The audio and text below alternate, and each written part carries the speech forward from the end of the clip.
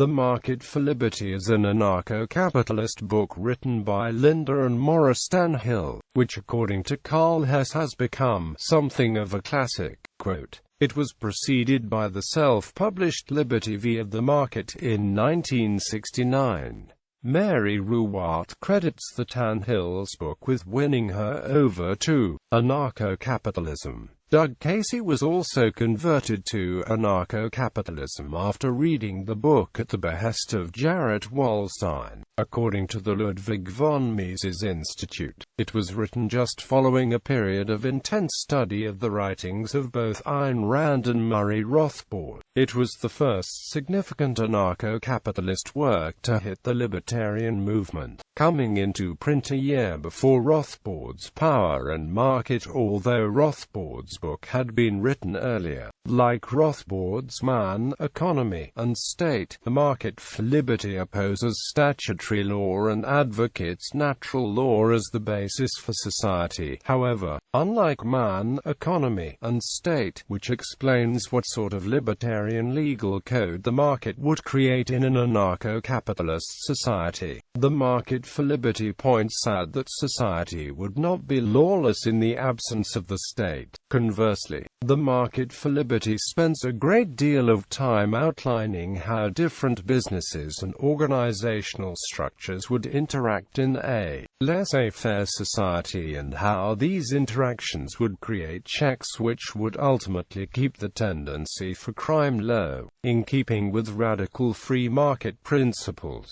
The book is skeptical about the potential for violent anarcho-capitalist revolution to bring about good outcomes. Summary. Part 1, The Great Conflict. Chapter 1, If We Don't Know Where We're Going, notes the growing dissatisfaction among youth, the many problems society faces, and the need for a clear goal rather than just an adversary. It claims that the authors are not advocating any type of utopia that depends on the infallibility of man in order to function. It contends that if the present system is brought crashing down without valid ideas having been disseminated about how society can function without governmental rule, people will demand a strong leader, and a Hitler will rise to answer the plea. Chapter 2, Man and Society, argues that the nature of man is such that he must think and produce in order to live, and that in order to reach his full potential, he must have the right not only to do these things but to enjoy the rewards of his productive actions.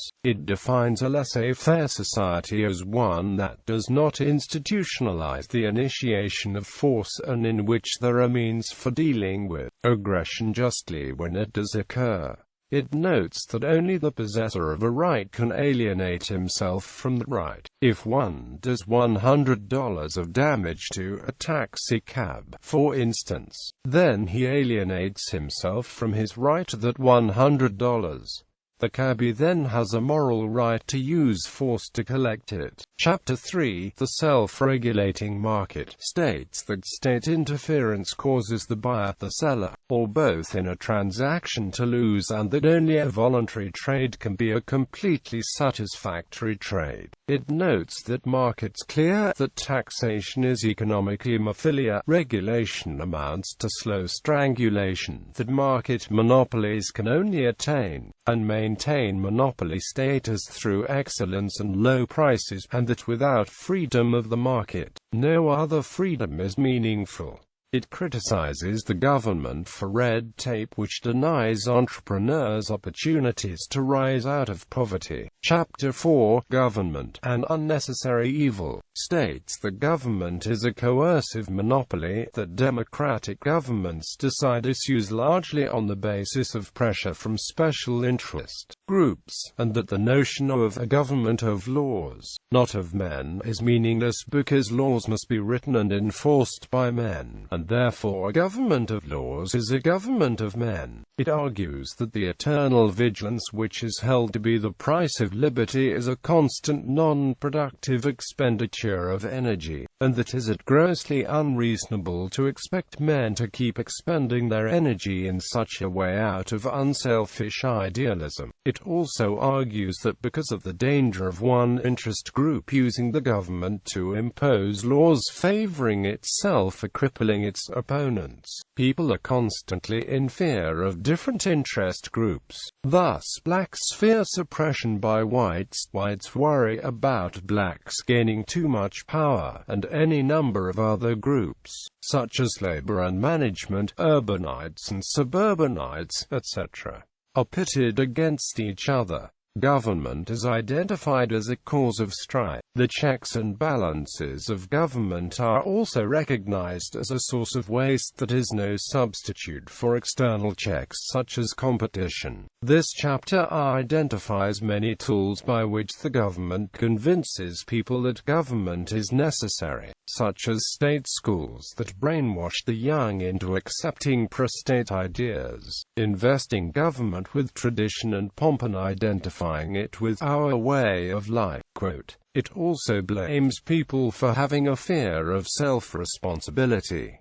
Part 2, A Laissez-faire Society. Chapter 5, A Free and Healthy Economy, begins by noting the difficulties people have in picturing a society radically different from their own. It concludes that poverty will be better addressed by a laissez-faire society for many reasons, including the fact that unemployment is caused by the government, that untaxed businesses would have more profits to reinvest in productivity-enhancing technology, that private charities are more efficient than government, that parents would be more likely to avoid having excess children in the absence of social safety nets, etc. It argues that a plethora of choices in education would emerge in a free market. It also notes that the focus of media in a laissez-faire society would shift from covering government to covering business and individuals, and that abuses would be checked by reporters looking for stories on aggression or fraud. The chapter argues that the quality of health care could be more efficiently kept at an adequate level through reputation, standards instituted by insurance companies, etc.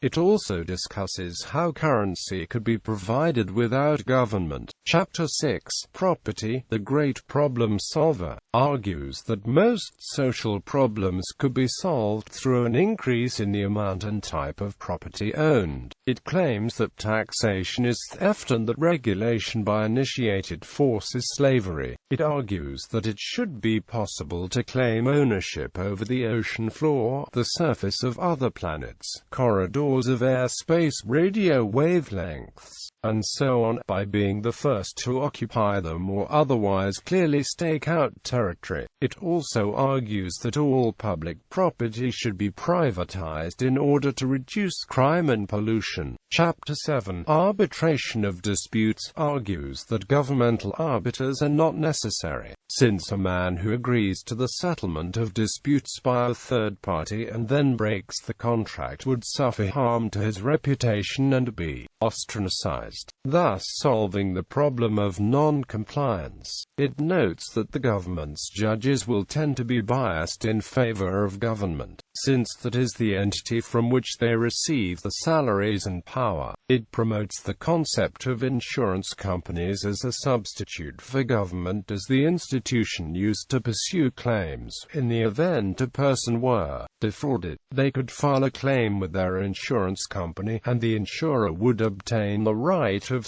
subrogation. Insurers who, themselves, committed abuses would suffer loss of reputation and be at a competitive disadvantage to more reputable insurers. Chapter 8, Protection of Life and Property, asserts that a person has the right to defend his life against aggression, and that he therefore has the right to defend his possessions as well, since they are the results of his investment of parts of his life and are, thus, extensions of that life. It notes pacifism encourages every thug to continue his violent ways, even though the pacifist may devoutly wish he wouldn't. Pacifistic behavior teaches the aggressor that crime does pay and encourages him to more and bigger aggressions. Such sanctioning of injustices is immoral, and because it is immoral, it is also impractical. Quote, It argues that self-defense is a personal responsibility, which one can fulfill by hiring an agent to protect him, such as a private defense agency. It distinguishes initiated force from retaliatory force,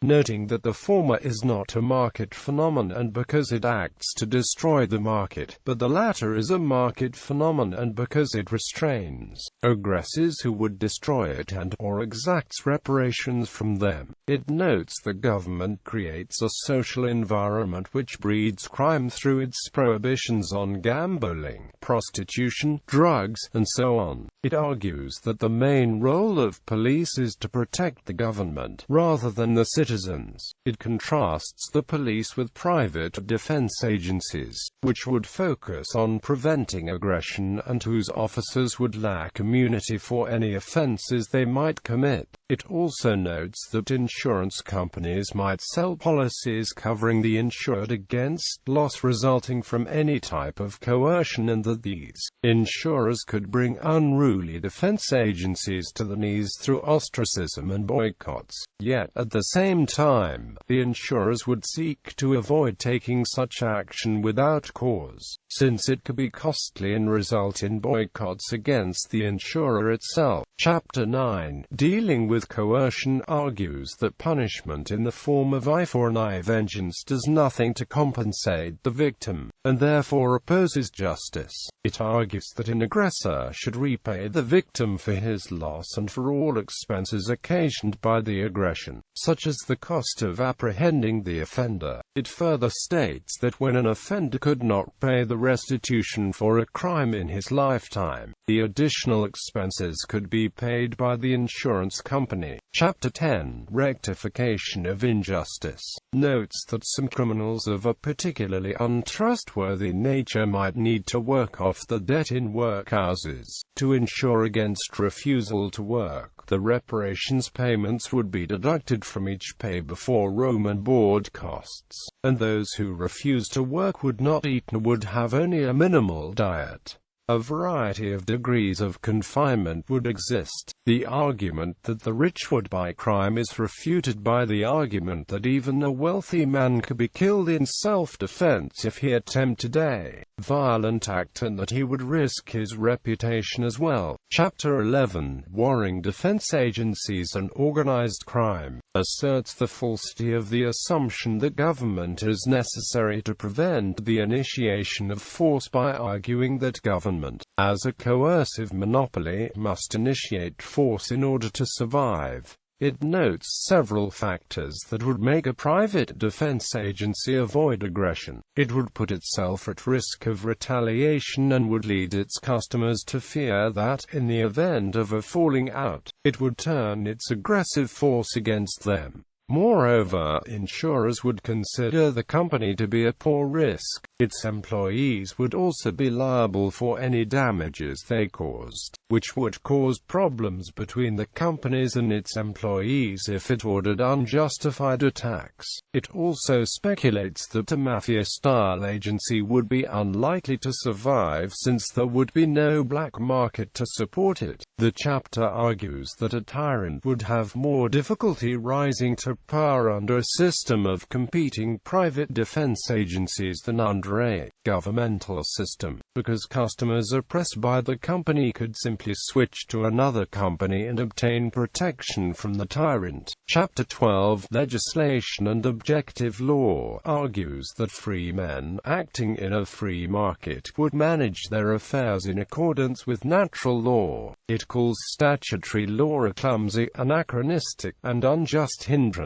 It also argues that government judges have no market signals to guide their decisions, in contrast to free market arbiters, who have profit and loss as a built-in correction mechanism. Chapter 13, foreign aggression, notes that governments obtain the resources used for defense from the people, and those same resources can be used by private defense agencies to protect the people from aggression. It argues that governments aggravate a threat and other governments to the point of armed conflict and then coerce the citizens into protecting them. It notes that the ability of of aggression insurers to pay claims would be enhanced by the limited damage resulting from the fact that foreign aggressors would need to use conventional warfare in wars of conquest to avoid destroying the property and slaves they seek to gain. It notes that in a laissez-faire society, there would be no government that could surrender to the enemy. Defenders would fight as long as they perceived it was in the best interest. Chapter 14. The abolition of war argues that government, not business, is responsible for the formation of the military-industrial complex. It notes that the burden of supporting wars falls heavily on business, since taxes are taken out of the pocket of the consumer. Moreover, businesses are a society's producers, and it is a society's producers who pay the bills. Business also suffers from wars because of the disruption of trade and the ruin and poverty that result. Government, however, gains from wars because it is left with more power, more money, and more territory. War also helps unite the people behind the government in the face of a common enemy. The authors conclude that all that is needed to abolish war is to abolish government. Part 3. How do we get there? Chapter 15. From Government to Laissez-faire argues that first and foremost, the economy should be provided with media of exchange to replace the dollar. It states that possession of public property should be taken by individuals who, simply by clearly marking the claims, become the rightful owners. It argues against disposing of public property at auction, since bureaucrats would figure out ways to divert the proceeds into their own pockets, and the system would be biased toward the rich, many of whom obtained the wealth through political pull. The process of auctioning off the property would also prolong the politician's power. Chapter 16. The force which shapes the world argues that it is immoral to destroy the private property or life of an individual who has not aggressed against one. It argues that violent revolution is not only destructive, but actually strengthens the government. It also notes that a revolution's leaders could then become the next rulers, because of the people's desire for a leader to get them out of chaos. The chapter opines that a violent revolution would pave the way for a new Hitler. This chapter calls for people to share ideas related to freedom, which can eventually lead to widespread non-cooperation with government.